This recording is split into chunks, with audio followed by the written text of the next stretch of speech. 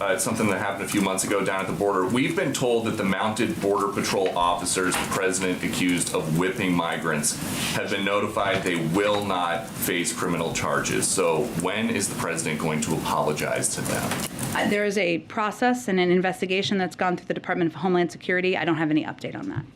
The president said that they were whipping people, which would be a criminal offense, and they've been told they're not going to be criminally charged. And there was an investigation into that, and I'll let the Department of Homeland Security announce any conclusion of that investigation. You accuse these officers of brutal and inappropriate measures. Now that they've been told they will not be criminally charged, will you apologize? And Peter, there was an investigation into their behavior. So that investigation is playing out. Whenever it's going to be announced, the Department of Homeland Security will announce that, and I'm sure we'll have a comment on it after that. Go ahead. We understand and agree that this has been an incredibly heart-wrenching issue. We've watched the photos of Haitians gathering under a bridge, many with families, and the horrific video of the CBP officers on horses using brutal and inappropriate measures against innocent people.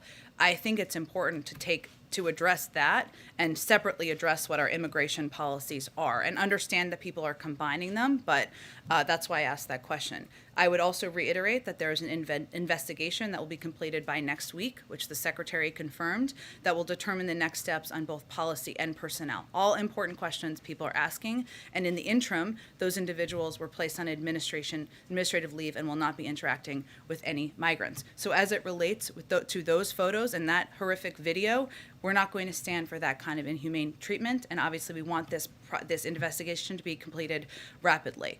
I will say on the broader question you were asking, the president remains committed to putting in place a humane and orderly immigration system that includes an established and efficient process for applying for asylum, that includes a range of programs for individuals to apply to stay in the United States. That requires Congress acting, and it requires also health conditions improving as we are in the middle of a pandemic.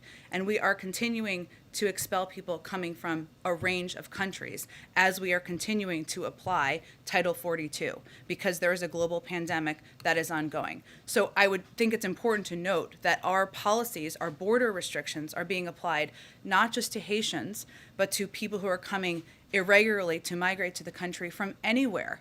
More than 90,000 people were expelled in August. That was even before what we've seen in the troubling photos under the bridge. We are applying immigration laws. We are applying what are border requirements, and we are applying Title 42, which again is a health application given we're in a global pandemic.